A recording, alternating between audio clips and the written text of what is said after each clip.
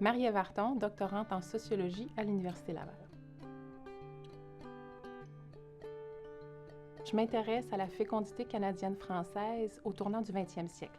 Donc, mon objectif de recherche, c'est de comparer les comportements des Canadiens français dans la ville de Québec et des habitants de la ville de Manchester au New Hampshire. Et mon objectif, c'est de mettre en évidence les différentes logiques reproductives des différentes sous-populations canadiennes françaises et de déboulonner un petit peu le mythe de la fameuse famille prolifique unique canadienne française. Ma thèse repose sur des bases de données qui ont été constituées à partir des manuscrits des recensements anciens. Donc, les manuscrits existent depuis plus de 100 ans.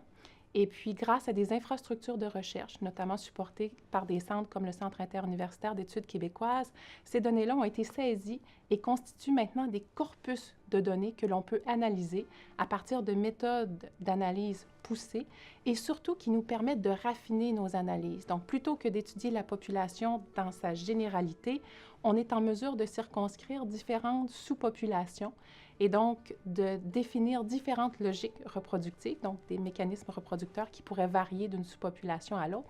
Et surtout, dans le cadre des analyses de fécondité, ce qui est très important, c'est que ça nous permet de recadrer les logiques reproductives au sein des ménages, donc au sein même des familles où étaient prises les décisions en matière de reproduction.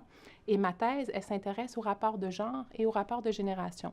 Donc, quel était l'impact des rapports hommes-femmes au sein des ménages et quel était l'impact des rapports parents-enfants, donc les rôles et les fonctions qu'occupaient les enfants au sein des ménages sur les décisions qui étaient prises en matière de fécondité.